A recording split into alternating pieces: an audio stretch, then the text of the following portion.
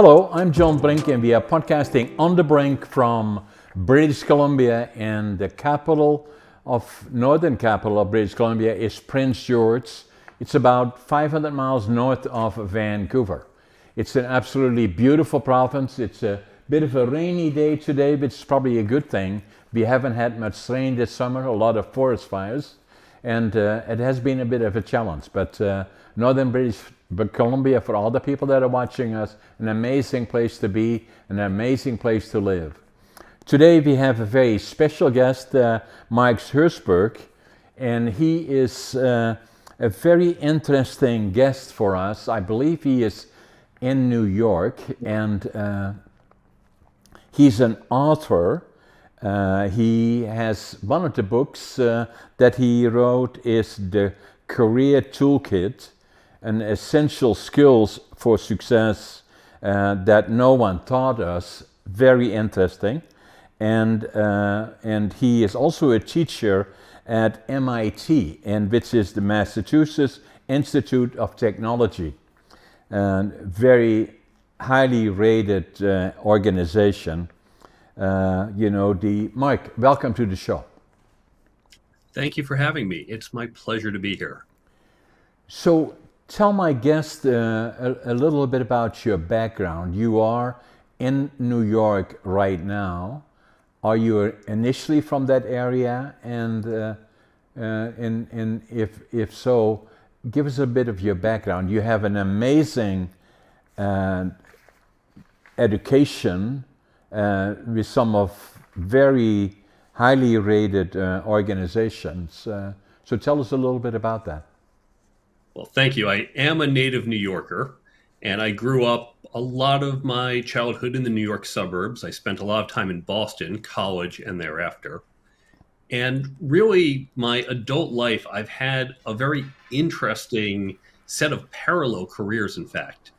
As you alluded to, I graduated from MIT. I have a couple degrees from there and started out as a software developer back during the dot-com era in the 1990s. I quickly recognized that I wanted to move into leadership positions, but the skills that I would need, leadership, communication, networking, negotiating, these are skills everyone told me were important, but no one actually sat me down and said, here's how to do it. They don't teach this to anybody. No. So I had to develop skills on my own. We didn't have wonderful podcasts like yours. Right. And so as I began to upskill myself, I worked to upskill my team. And so that put me on this parallel journey. I continued on. I've been a CTO, a chief technology officer or a chief product officer at multiple tech startups, at some Fortune 500s who wanted to innovate. I've done a lot of cybersecurity and media. I used to track terrorists and criminals on the dark web, so I've done some interesting things. But in parallel, I also, as you noted, wound up teaching at MIT, which I've been doing now for over 20 years, and also elsewhere, and that led to the book and the speaking. So in addition to my technology career, I also help people with their professional efficacy.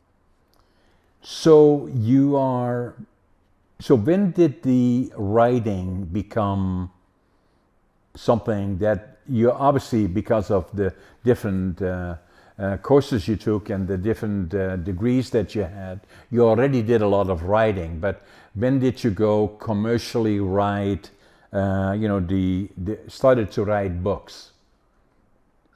It was very unplanned. I wasn't even trying to write a book. Back in 2019, I was just trying to write up notes for the class at MIT. This is a very interactive class. Yeah. And I thought the students, we do these role-playing exercises and case studies, but they're not taking a lot of notes. I thought, all right, let me just write up some notes for them. Yeah. And what I thought would be 20 pages quickly became 40, became 80, and that unexpectedly turned into the book that came out in 2021. And that led to the book, really. And Yeah. Tell us a little bit about the Massachusetts Institute of Technology, highly recognized globally, really as a very highly considered organization. How would you rate it for? If you studied at MIT, you got a degree from MIT, it would put you very highly on an opportunity to find some very good jobs in the future, right? I believe so. Obviously, I'm a little biased. Yeah, yeah. Certainly, if you look at the rankings, we're up there equivalent to a lot of the Ivy schools, and we're in the Ivy level. We're usually ranked one of the top five schools. Right. But I would say MIT, more than other schools, we have not had great inflation as other schools have had the past few years. And we are very objective and quantitative and rigorous. And so I think that has really been what's propelled MIT's reputation is that academic rigor. Right. And then the other part that drew my attention is you were also involved with the Harvard Business School, another one that falls in that same category of recognition, right? That's right. I spent a year at Harvard Business School working with two finance professors. They were looking for a new way to teach finance, and I wound up getting connected to them and talked my way into a job with them, even though I had no finance training. Now, I was more on the technical side there, but really just had this wonderful experience. I spent a year sitting 3 feet from a professor and learned so much just almost through osmosis as well as a formal training, and really tried to innovate how Harvard teaches its students. Yeah. Now, if I look at you have such an amazing background. I look at MIT. You got a Bachelor of Science in Physics. You got a Bachelor of Science in Electric Engineering, then and Computer Science, and then Masters in Engineering and Electrical Engineering and Computer Science, with a focus on cryptography. I don't even know what it is. What is it? Cryptography is a branch of mathematics Okay. that deals with secret codes. Okay. And so you're familiar with it. You might not know the word. The fact that you can enter your credit card online and know that's safe, Right. or the fact that certain government agencies are protecting national secrets or trying to steal others, that's Okay. all cryptography. Okay. So that it lies underneath all of that. Then the other part that I found interesting is that you kind of switched from, you must have done most of the things at MIT when you developed your portfolio of knowledge, and then saying, I want to go into a different direction. I want to get more involved with companies that are entrepreneurial, business oriented, and that meant that you had to further develop your background in finance and a number of other things that they would teach you either on your own or through your 2-year term with Harvard. And that brought you then in contact of some of the major companies, the top 500 companies in the world, and you worked with them or got to know them much better. When I realized I wanted to have a more senior role in a company, that's where I recognized I needed a broader education. Most of us, we have some discipline that we learn. For me, it was software. For others, it might be accounting or marketing. Right. And when we start out in entry level role, we're doing more of that mechanical work. But as you become more senior, there's two other types of skills and knowledge that you need. The first is just more general business knowledge. You have to know how to read a P&L. You have to understand how sales work, how you position your products, whether you're the person positioning them or not. So you do need to learn some of these other areas. But then, as I noted, skills like leadership and communication and team building also are important. So I had to set myself on a path to learn those skills because they're not part of our formal education. And of course, as I did so, I worked not just for what I think of as classic startups, but also those Fortune 500 companies who wanted to be entrepreneurial, who wanted to play startup, is how I like to describe it. And they'd bring me in and say, look, we have this business unit, but we need some help. We need someone who can bring that entrepreneurial spirit, who can help us think innovatively. about approaching this new area. And so I would come on and join them for that. Very interesting because, as I indicated to you, I had an opportunity to interview one of the executives that worked with Amazon, and I've been very interested in entrepreneurial individuals, that how they got started, what brought them up to the success, and a lot of things that they had to develop are precisely like you indicated, are really not taught at the universities, the high, including MIT and Harvard and the other ones here in Canada or other places, really didn't teach particular entrepreneurial opportunities. And the other part that I always find interesting, Mark, is that I've been watching this for a long time. Already when I was a young man, not overly successful academically because of other reasons, including ADHD, but I always had an interest in what makes the project successful, and what are the entrepreneurs driving it, and how do they accomplish it? The leadership that goes with it, all the challenges along the way, especially looking more recently in the last 10, 20 years, and seeing the technology, computer technology, and all the things directly and indirectly associated with it, has created a lot of new companies and new directions, as well as some have failed because of the lack of it. Well, that's a pretty broad question, but what I've seen is that when you're not entrepreneurial, when you are an employee in your role in the company, which is a wonderful career, and if that's where you're comfortable, fantastic, do that. Yeah.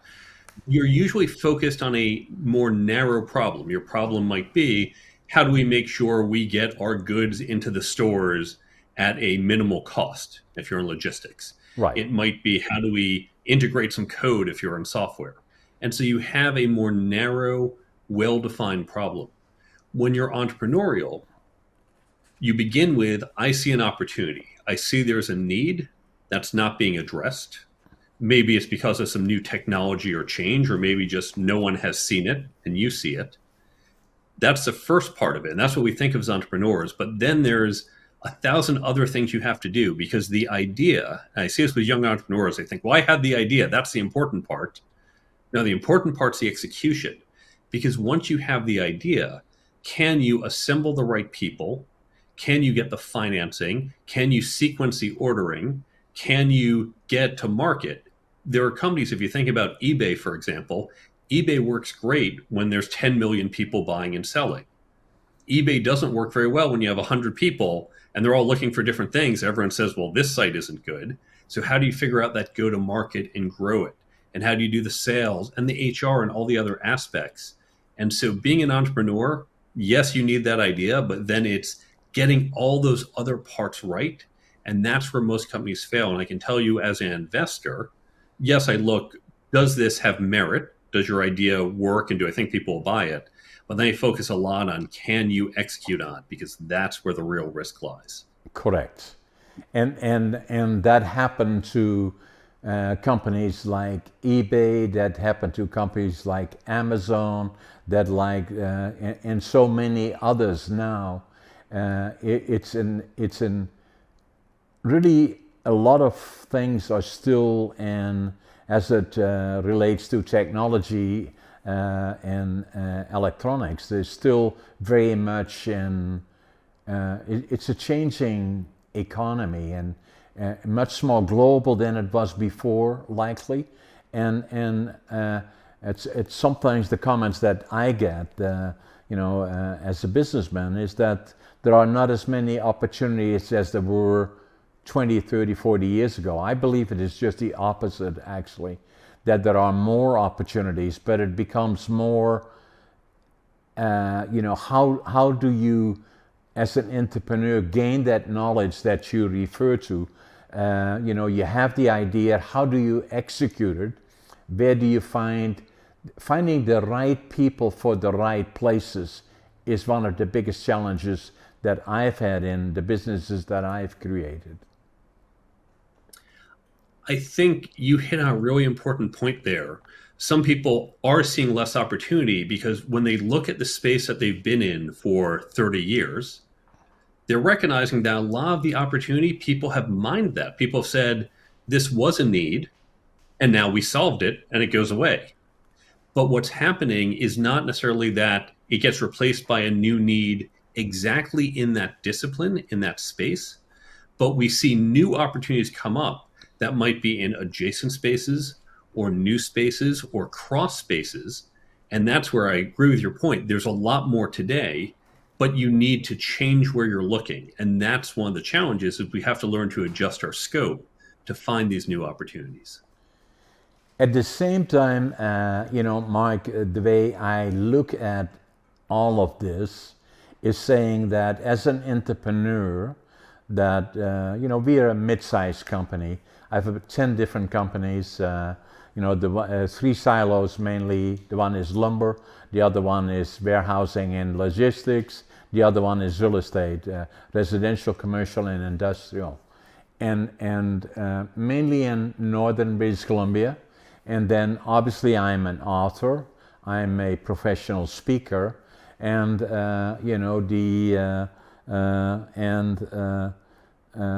and still look at areas of opportunity, and a motivational speaker in a lot of ways. And what I found is that for a lot of companies, including our own, is that,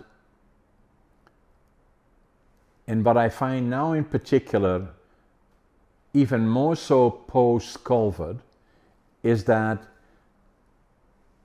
US as well as Canada, in Europe, we cannot find the skill sets that we require for a lot of our companies, either on the management side or on the other skill set side for the skills that we need to do whatever we do in manufacturing or service providers or whatever they may be.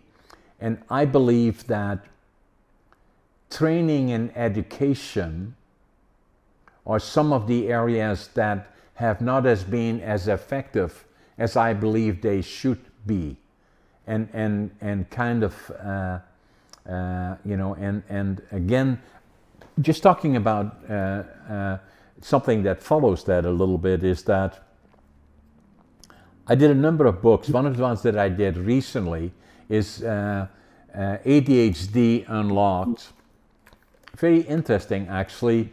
I was 57 years old when by coincidence I walked into a bookstore and I picked up a book, and I felt in a way that I had failed, because I didn't do well academically, obviously failing grade 3 and failing grade 7 3 times. Most of the knowledge that I had gained was self-taught or by reading or by finding information in different ways. And the book that I picked up is Driven to Distraction. And it was, and as I opened the book, and I just still don't know why, it was about ADHD. I'd never even heard of ADHD. Since that time, it took me quite a while before recognizing what it was. I thought it was potentially a liability. I believe, in fact, that it is a superpower. And the frequency of occurrence much higher than I ever thought it would be. It was thought to be about 8%. I believe it is well in excess of 20%. And it deals directly with the attention disorder in a way, of the ability to super focus, but if you lose the attention, then very quickly somebody cannot successfully sit in a schoolroom for 4 years and trying to learn a skill set, but then all the other thing around that surrounds it, they lose their focus. And as I was writing a book from the perspective of somebody with ADHD, I met an individual that worked at BCIT, BC Institute of Technology in British Columbia here, and he remembered me from another book that I had written, and it was on a flight from Prince George to Vancouver, and he said, "Yeah, you remember me?" He said, "How's the book doing?" I said, "Well, I'm writing another one. It's about ADHD." And then this comes to the point that I'm trying to make, is that I said, this book is nearly finished, ADHD Unlocked, but something is missing about it because I'm identifying the issue. I believe it's an asset, not a liability, and that the frequency of occurrence bet broader than others. It also includes people that have a background of trauma, potentially, but it doesn't say, okay, now we know that, where do we go from here? That is missing in my mind before I finish the book. And he was saying that that's interesting because the project that they are working on at BCIT is micro-certification, which basically means if we want to teach people that come to our facility a particular skill set, we focus on the skill sets and add the other things later so that they become available sooner to the workplace or to fill the shortages of skilled workers. And we see that here in Canada, and I've seen it in the United States as well, where we have a shortage of skills in a number of areas, not only in manufacturing, we have them in the hospitals, we have them with a number of other areas where we need skill sets, and that has been a real problem to successful companies. You're absolutely spot on correct. We are seeing these labor shortages in Canada, the US, and Western Europe, and we see it in all sorts of roles. Now, in some cases, it's skilled labor because we're not training labor for modern manufacturing techniques. I know here in the US, we had gotten rid of a lot of manufacturing, not so much to overseas, but replaced it with automation. And we just have not trained the next generation of workers with the new advanced techniques that are necessary. So we have a severe labor shortage. But in the white collar space, we have a similar problem. And this comes from the fact that the academic system, the university system, is very antiquated. Now, I say this despite all the time I've spent. If you look at how it works, the university system goes back almost 1,000 years. And really, it is run by a bunch of academics. They're wonderful, smart people, but the truth is they don't know much. They know a lot about their area because they got a PhD in their area, and they are deep experts in their area. And what happens is we show up and say, we want to learn at your feet. If you want to be a marketer, you show up and the marketing professors, the ones with their PhDs, the people we look up to say, well, we're the experts and we're telling you if you want to be a marketer, here's a bunch of stuff you need to learn. And then you will be kind of like us, maybe not all the way to the PhD level, it might only be a bachelor's or a master's, but we'll give you that acknowledgement. You have a bachelor's level of knowledge in marketing or accounting or whatever your field is. And this used to be sufficient. This was sufficient when we had the jobs of the 1950s, where we were cogs in the machine. I always think of people sitting at their desk and you've got the inbox and the outbox. You sit there and your manager drops something in your inbox, say, yes, sir, I'll get right on this. And you work on it, stick in your outbox. And we were cogs, and all you needed to understand was the basics of how to do a marketing campaign, how to do a budget if you were in finance, whatever your task was. But as we moved ahead and we started to cut a lot of middle management in the 70s, 80s, and 90s, we got to flatter systems. We got to organizations that needed to be more innovative, more agile. We needed a different set of skills because you were no longer a simple marketer reporting up to your manager who reported up to his manager. In fact, these days you might have a chief marketing officer, someone who might be in his mid 50s, may turn to a 23-year-old junior marketing person and ask her, "What's TikTok? Should we do it? How does this work? How should we think about it?" It's no longer the more senior person knows everything and just supervises. So it's changed the dynamic of how we work. And so we as individuals need to adjust the skills needed. I'll go further to say that this goes to your point about certifications. We used to think you got everything you needed by age, let's say 22, when you graduated with a bachelor's degree, and then you were set for your career. But we know the pace of change is so fast, you need to keep up with learning. And so I do think we need to adjust the educational system to more of a continuous learning system, whether that's a little bit every year or every few years you go back. I am skeptical of micro certifications in their current form, but I think it's going in the right direction. Right. The concept is a correct one, right? Analyzing the issue and the problem, that's a problem that does exist. And then, so then it becomes a question of what would it look like then? I've not looked deeply at it other than when he indicated to me as one that is working on micro certification, I thought that is going in the right direction. I'm not exactly sure what it would look like, but are the educational systems that we have in place here, Western Europe, the United States, are they so entrenched potentially that they would be resisting changes? But I find now sometimes, Mark, and I'm quite involved with colleges, universities, and know a lot of people there, but a lot of times what I find that the successful entrepreneurial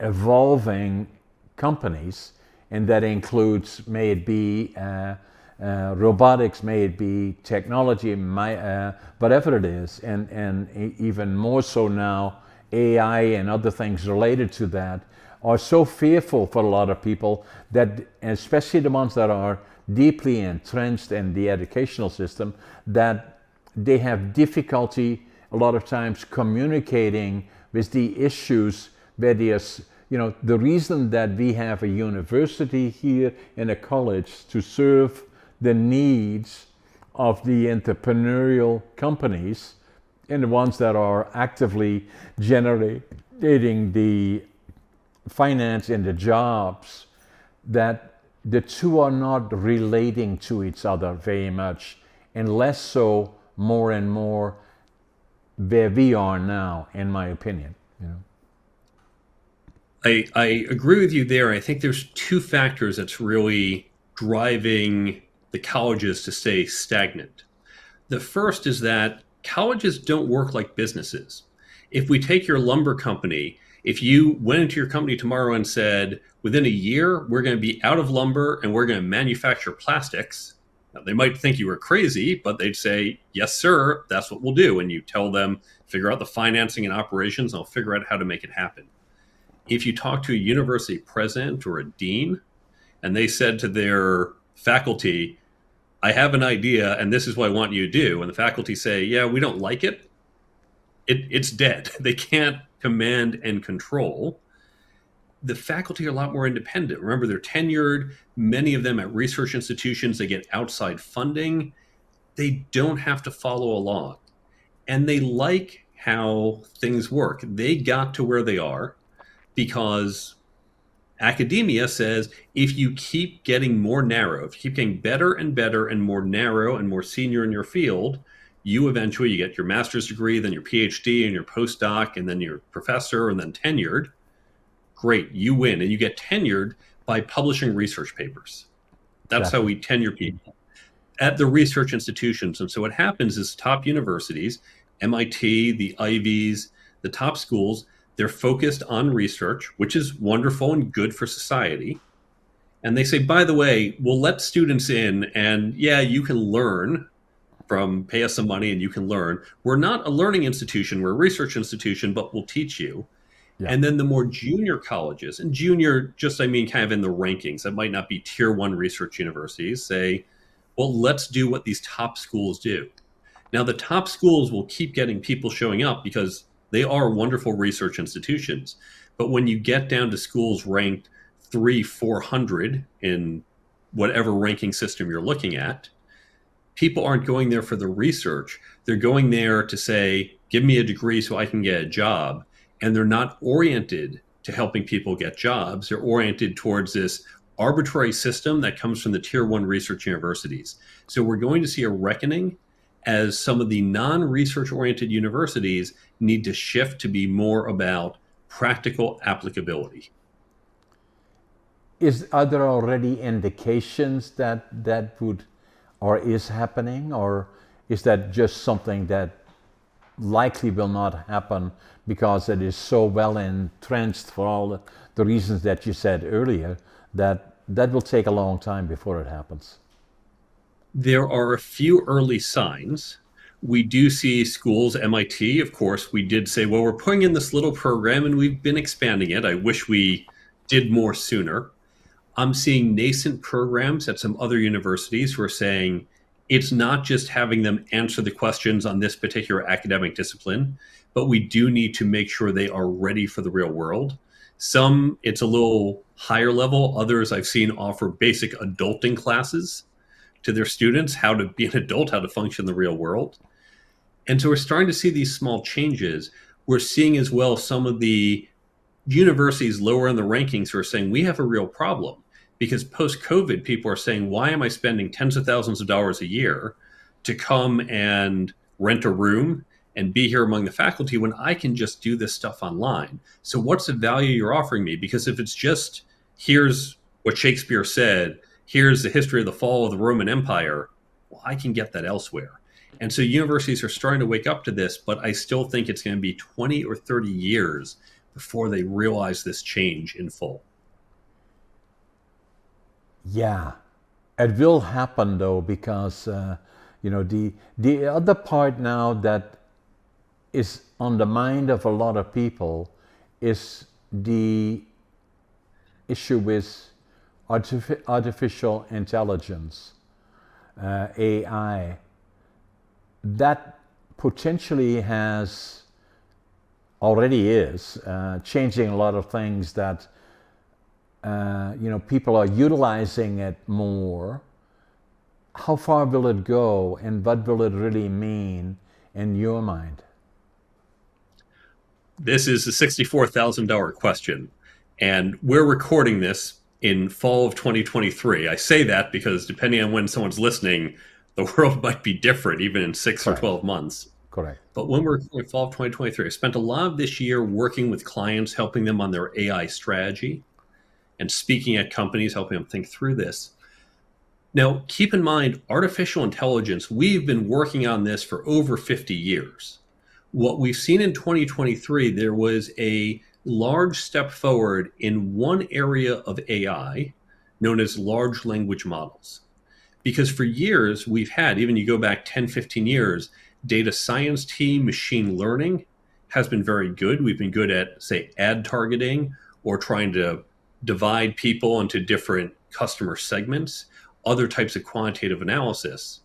But for people who didn't have degrees in computer science or data science or mathematics, it was a lot of Greek, quite literally in some cases. Right. With large language models, we made it more accessible that people without technical training can suddenly have an interface and ask a question in native language and get a native language response. And this has greatly expanded the accessibility of AI. Now, I think some of it is overhyped. If you look at the classic McKinsey hype curve on technology, I think we're still on that first slope. Everyone's thinking about what's going to happen and where we're going to be in 5-7 years. I think they're overhyping that. However, what we are seeing is that a lot of rote mechanics that can start to be replaced. Here's a basic example. I have an article I put out every week, and I was taught articles do better when there's an image. So I'd either have to source it from a place like Getty Images or go to somewhere like Unsplash.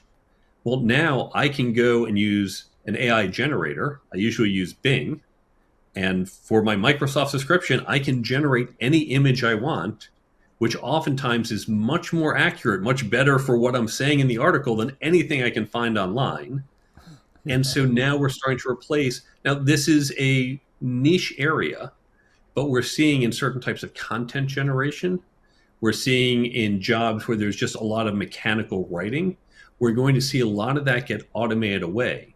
And this goes back to our educational system. If we're teaching people higher order thinking, if we're teaching them strategy, for example, take your lawyer. Your lawyer spends lots of time redlining documents and writing things up, and there's a lot of repetitiveness to it. And there was a lawyer who, at the time we're recording this, recently got in trouble because he thought he could have ChatGPT just generate a whole thing for him. It couldn't, because it couldn't cite properly prior work, but it could, with reasonable fidelity, and we'll see tools get better at this, do the structure, the mechanics of it, and then he can focus more on finding the best case law to study, to cite, or on your strategy. And so we're going to see work shift from more of that lower mechanical grunt work to higher order work, and we need to train people for that shift.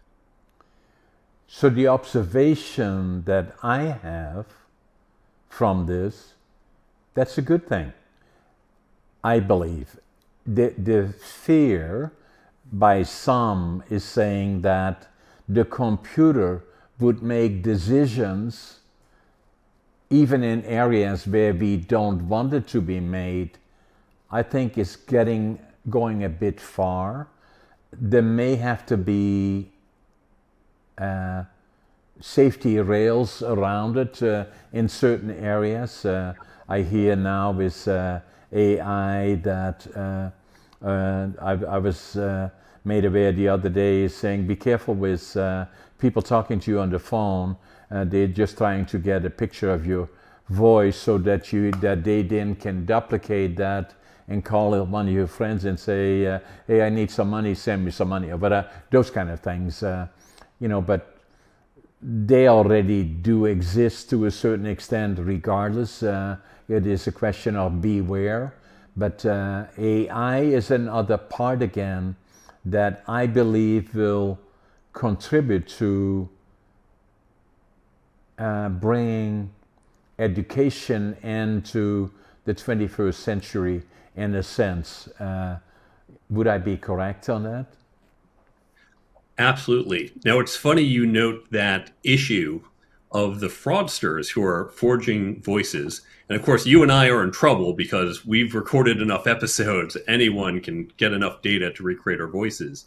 One of the startups I'm working on right now is addressing that very type of issue. But I believe you're right that we are better off moving to that higher order thinking. And I'll give you an example from my own career. I started off as a software developer, and every time I worked on some software, we had to log. We had to do logging of statements of what the system is doing, and we had to write that from scratch. This didn't add a lot of value to the system or the customer, but it was necessary in case we had problems.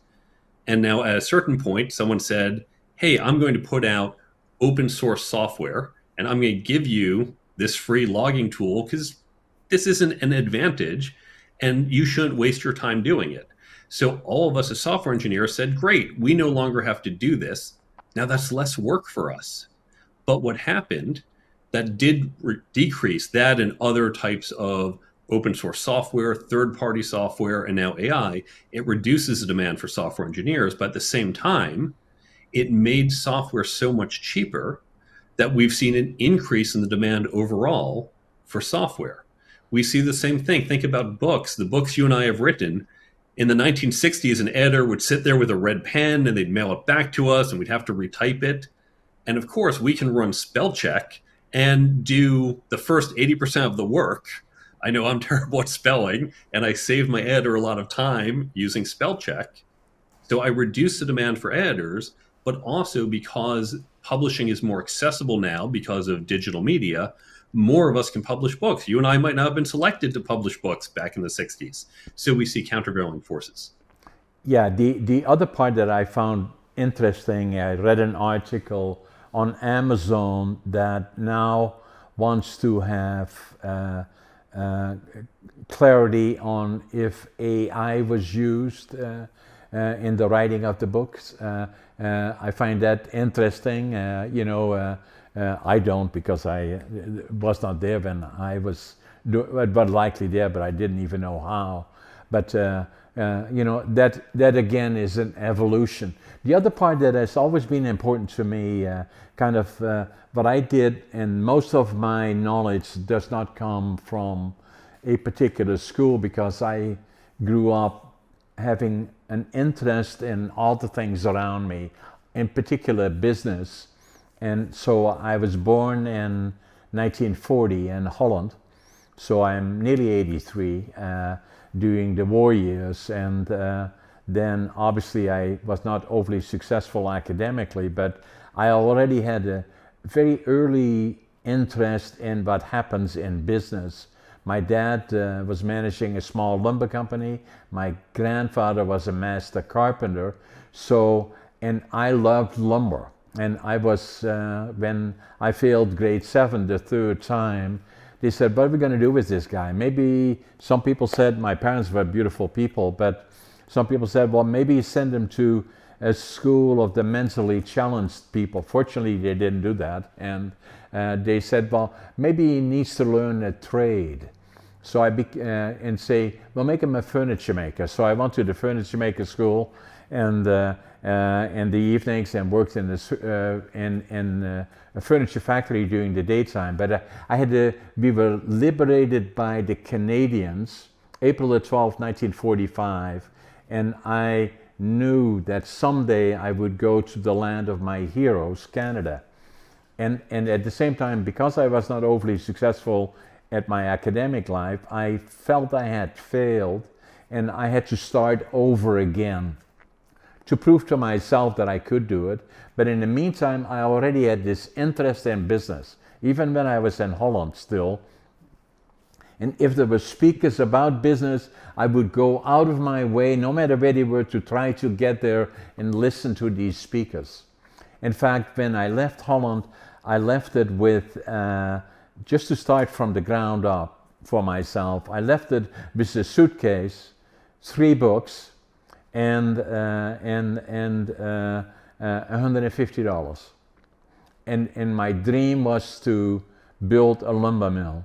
And the lumber industry is in British Columbia in Canada primarily, and I knew I wanted to go to British Columbia. So then when I came off the plane, I couldn't speak the language, didn't know soul, didn't have a job. And then when I came off the plane in Montreal, I took the train across Canada in July of 1965 to Vancouver, got to Vancouver, went to the immigration department and said, fortunately there was a German fellow, I could speak some German. And I told him what I wanted to do. I wanted to build my own lumber mill.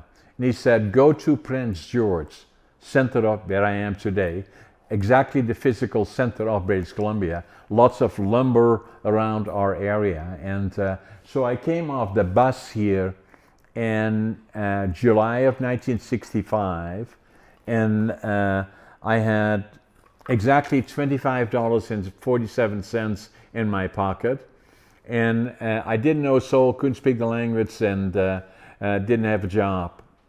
But what I did have is attitude, positive, avoid the negative, passion, loved business, wanted to build my own business, and loved the lumber industry, and then work ethic.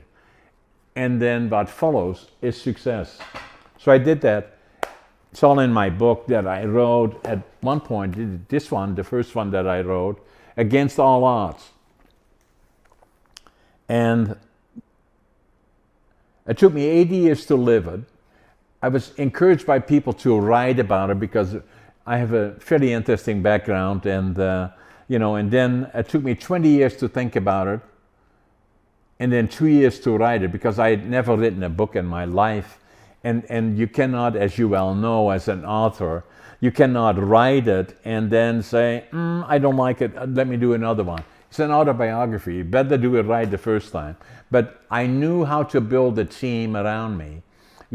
Writing books, as you well know, is not as easy as it may appear to a lot of people, and especially not if you want to do it right. And it has been quite successful. We'll send you a copy of it, and a signed copy of it. And then, coming off the bus with my 3 books. What were the 3 books that you had, John? Well, the one was Management by Drucker in Dutch, Logical Thinking in Dutch, and then About Canada. Those were the 3 books. And those were 3 good books for where you were. And then the other thing that I did, Mark, is that I already was quite successful in Holland, worked for one of the biggest importers of Western Europe that owned the company that my dad managed, but it was one of the biggest ones. I already climbed up the ranks there, regardless of my lack of diplomas that I had or accreditations. And so I had a good experience, but I wanted to do this on myself to prove it. And so then when I came here, started as a cleanup man, a lumber pilot, and then climbed in the ranks, and you can see it in the book later. But I didn't have the confidence in myself, and I was not a good speaker because I had anxiety about my ability, self-confidence. I kind of felt still that I had failed from before. And this is the point that I'm trying to make, and that is that by pure coincidence, 2 things happened to me. The one was by somebody, ex-sister-in-law actually, suggested that I go to Toastmasters. And I said, what are they doing there? Well, it's a good place to learn to become a good speaker, and that will help you. And so I said, well, are they going to ask me any questions? They said, just sit there and just wait. And so I went down there, and halfway through the meeting is that somebody asked me, and hey, John, tell us about you. And I said, oh my God, I'll never go back here. The point that I want to make is this one. I did go. I went back again the following week, and I stayed there for 10 years. I became a distinguished Toastmaster. That's the highest level in Toastmasters. Probably that is, I would say at any particular time, mainly United States, Canada, but also Western Europe, there's probably 500,000 people taking Toastmaster classes or settings. There's probably 5 million to 10 million people that have participated in Toastmasters. Probably less than 1% to 0.5% have gone to the level of becoming a distinguished Toastmasters. None other for me than that's how important I found it to be. So my experience is this, that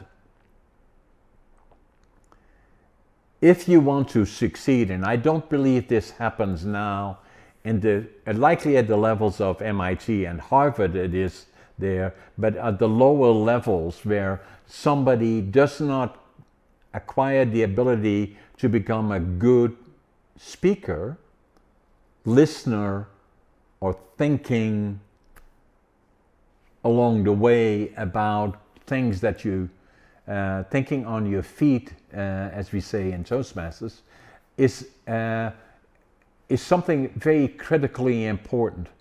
I could not do this, I could not be a writer, or I could not create a successful company or become a successful entrepreneur if I want to interact with investors or bankers unless I create the ability to become a good communicator, effective communicator, a good listener, and an articulate thinker, and then thinking on your feet. I very much concur that communication skills really underpin our effectiveness, because we see so often that classic example of someone, particularly we see in the universities, a professor who might be brilliant, but he is terrible at speaking, at lecturing, at conveying the ideas. And it's only because his research papers help him get there that he has a career. But in the business world, where we're not judged by academic papers, but our ability to get buy-in from our peers, from our managers, even from our teams, communication is what takes your ideas and lets you execute and implement them. If you can't communicate it, it doesn't matter if you're brilliant or not. And I've always been a big fan of Toastmasters. For those who don't want to do Toastmasters, I think some of those skills you can learn from doing sports. You can learn from things like improv or comedy, but being able to effectively communicate, not just verbal, but also written and other means of communication, as well as being able to think on your feet, is critically important. I think you give us too much credit at MIT and Harvard and peer schools. Plenty of people in those schools, they are academically smart, but they can't always communicate well or think on their feet. And that's something I really want to emphasize in these schools, because they obviously have great gifts, but they're limited if they don't develop. They don't have to be the greatest of speakers. They don't have to be at your level, distinguished speaker. But if they can't work at an average level, it limits what they have. Yeah, and the other part, the other part about it, Mike, is that people ask me about it. What is Toastmasters about, or what makes you a good speaker? Is that I say first and foremost, become a good listener, and then what follows then is become a good speaker, thinking on your feet, and that creates then confidence. And if you want to succeed, in a lot of the presentations that I do, that's what I speak about, is becoming a good communicator and thinking on your feet, but also in terms of one of the areas that is lacking somewhat in the educational system, even on the lower levels. I believe that becoming effective, become a good listener, and subsequently a good speaker, and creating that confidence, right? I am with you 100%. And many of the skills I talk about in the book, I think we should start to really teach in middle school and certainly high school. And schools will nominally do things. I remember in middle school, you had to stand up and do a 3-minute talk, but we don't emphasize it as much as we should, given its importance. Now, I'll share one story. What really took my speaking to the next level was actually my ballroom dancing. I was a competitive ballroom dancer throughout my 20s. And even though you don't speak in ballroom dancing, what it did do for me, it goes to what you said about confidence. Because most of us, when we do formal public speaking, whether it's on a podcast like this or we're standing on the stage, we get nervous. We think, oh my God, well, if I say the wrong thing, or maybe my shirt's untucked, or they're going to laugh at me, or something's going to go wrong.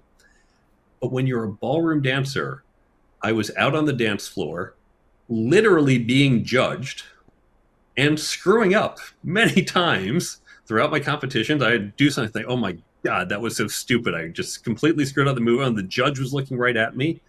And it's okay. And I got through it. Said, that's okay. No one's laughing at me. My friends are still supporting me, and there will be another round.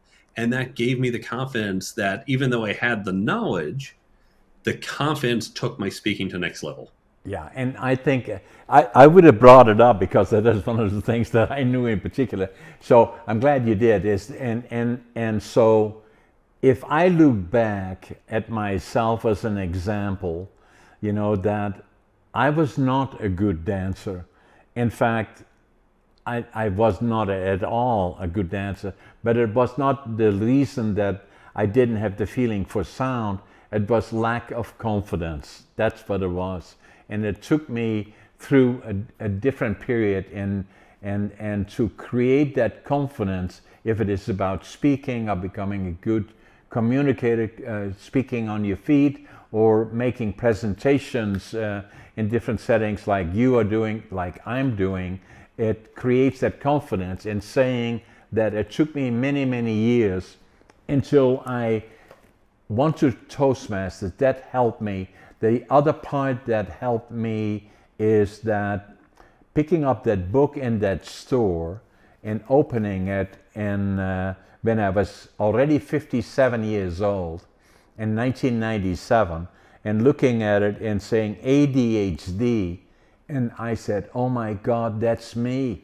And I wrote in the book in Dutch because I was ashamed of it. Now I finally know who I am. And I thought, how sad, that it has to go for that long. And then after that, it took me another 5 years before I talked to my doc about it. That was delivered our two daughters, was a personal friend of mine. And one day I went 5 years after that, when I was 62, I went into his office and he said, hey John, why are you here? I said, I think I got ADHD. And we looked at it together, and yes, I do. I'm a classic example. And then many, many years later, as I started writing this book, Against All Odds, I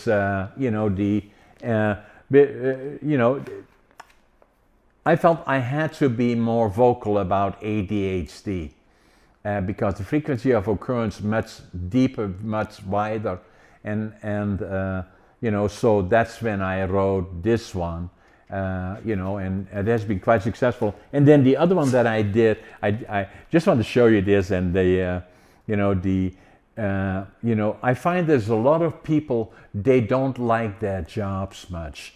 In fact, I heard the statistics coming from the United States in the last couple of weeks that said that 70% of people that are working don't like their jobs, and 75% of those are looking for another job. And I believe that to find your passion is very, very important. That and changing it along the way. If you don't like much what you're doing, I interviewed several people that said, well, I was 40 and I don't like my job, but I don't want to change it because the mortgage and the family and all the other things. But you're not doing anybody a favor. If you don't like what you're doing, you take it home with you. It affects your whole life. So I wrote a book about that. I called it Finding Your Passion, Living the Dream. And saying to me, and I'll send you a copy of that too, I'm going to sign that, is saying to me, John, are you living the dream? I said, I sure am.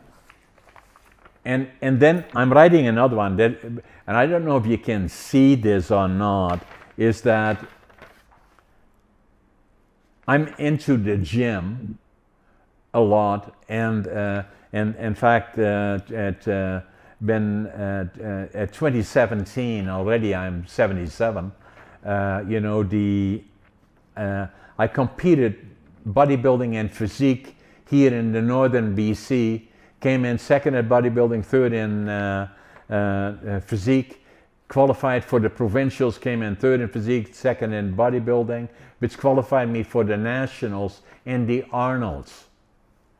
And then, obviously, COVID came. Now again, I'm training again to go compete again in 2024. I had communication with Arnold. I told them I will be there in 2024. And again, competing. And the reason is that I love to work out now and stay fit. And then at the same time, I believe that if you live well, there's no reason that you cannot be 120. And so I want to get to that point, and I'm going to, keep fit physically, hopefully mentally, and have the right diet. So I'm writing another book on that, Living Young, Dying Old. Can you see it? Yes. Yeah. And it's for those who are just listening only, it's a wonderful cover with you on the cover looking very youthful. So, so that's kind of, what I'm doing. Now, I really love the dancing part that you were talking about. Is it something, was it a hobby, or did that just kind of evolve, or? It came about somewhat unexpectedly. I was forced, and I do mean forced, to take dance lessons in 6th grade because my mother said to me, you need to know how to dance for your wedding. To which I replied, I will never dance like that at my wedding. But any time in my life I have said never, that pretty much puts me on a course to do that at some point. And it was my senior year in college when, in my fraternity, a friend of mine from Wellesley had set me up with a lady from Wellesley for one of our semi-formal dinners. I liked this young woman, and so we started to date about, well, what can we do? MIT, we have a fall and spring semester, but in between, we have a session in January. It's a completely optional session, but there's 1,000 different things that go on. I took a wonderful wine tasting class. You can go skiing, learn pipe fitting. I learned special relativity, but one of the more popular classes was ballroom dancing. I thought, oh, this will be a fun activity. It's a partner thing to do. I'm Make going your to take mother this, happy. make mom happy. I'm going to take this woman. She's going to be in my arms every week. This sounds good. Yeah. And so we started dancing together. She and I didn't date very long. She's still a friend of mine.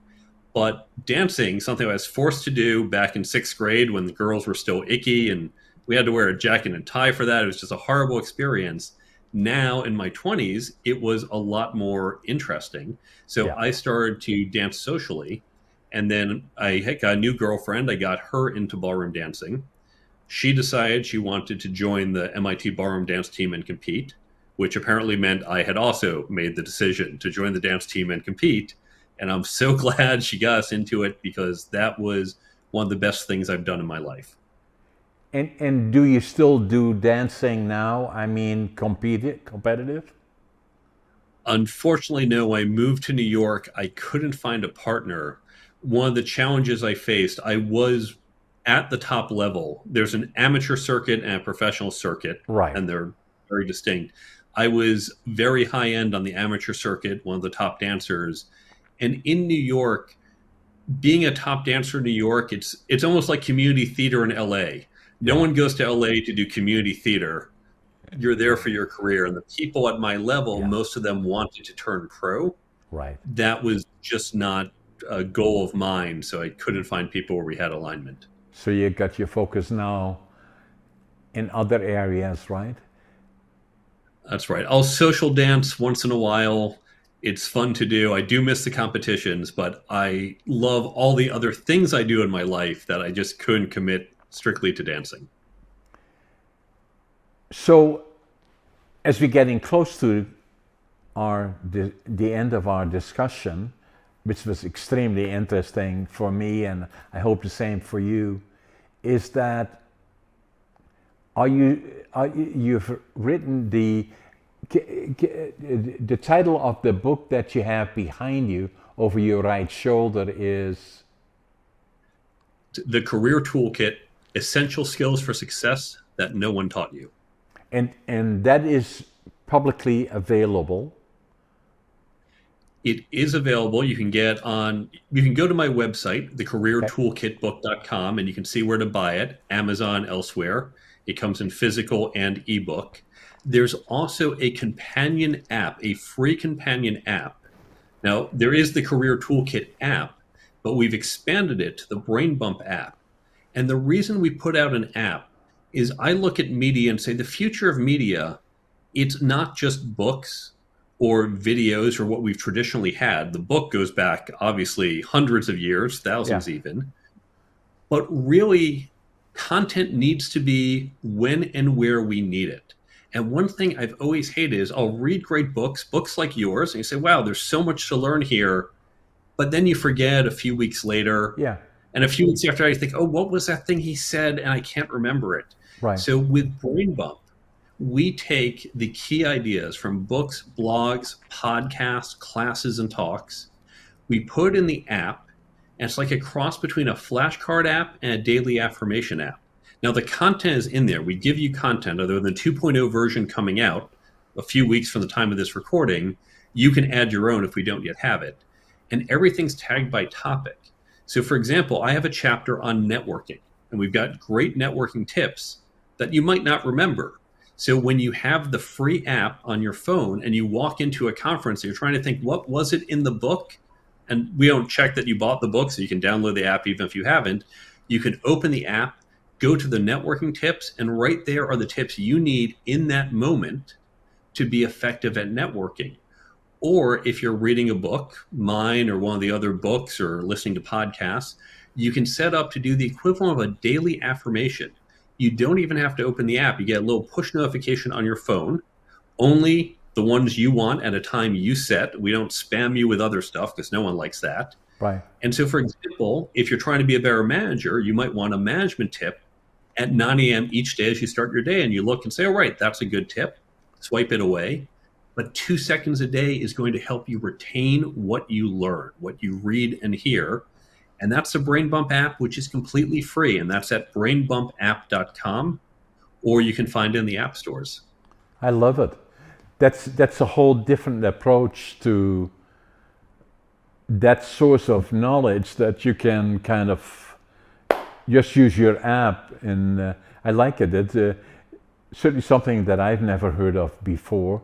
So is that something you developed uniquely to your book? I did develop it, and we actually just got our patent on it. Now, as I mentioned, I started it for my book with the Career Toolkit app, Right. but we found it worked. I said, well, if this works for my book, this can work for all sorts of things. Right. And that's why Brain Bump, it's kind of like a Kindle version, because on the Brain Bump app, once you download the free Brain Bump app from the stores, you'll see we have my book, but other books, other podcasts, and like a streaming service, we're always adding new content every month. So you can say, oh, this book looks interesting. And again, it's all free. So we don't say, well, prove that you bought the book. Right. You just say, I want to get the tips from this podcast or this book or blog. And you just put right on your phone, so you can get the daily notifications if you want, or just access it using it just in time, pull it up when you need it.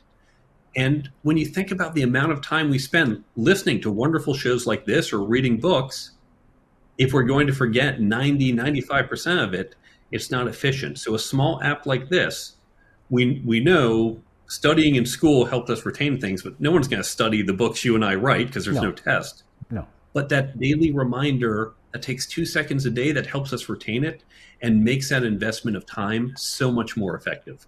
And it's all free. Yeah, and this is again the evolving of knowledge, and an example of that, in saying that makes a ton of sense to me, Yeah, for That's sure. right. The future of knowledge is going to be context sensitive. Yeah. It's going to be making sure we get the right knowledge when and where we need it. And this app is just one small way of doing that. Oh, I love it, Mike. Mike, it was a pleasure having you on my podcast. Any last thoughts that you may have? Well, thank you for having me on the show, and I really enjoyed the depth and breadth of the discussion. I encourage people who enjoyed the show, certainly share it with you. I know as guests, as hosts, we don't always get as much feedback as we'd like, so please share your thoughts. Yeah. Please share them with me as well. Reach out to either of us and let us know what you thought, whether it's questions or comments. We'd love to hear from you.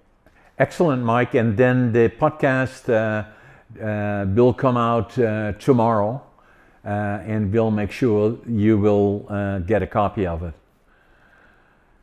Wonderful. Thank you. Thanks, Mike. Thank you for your being a guest.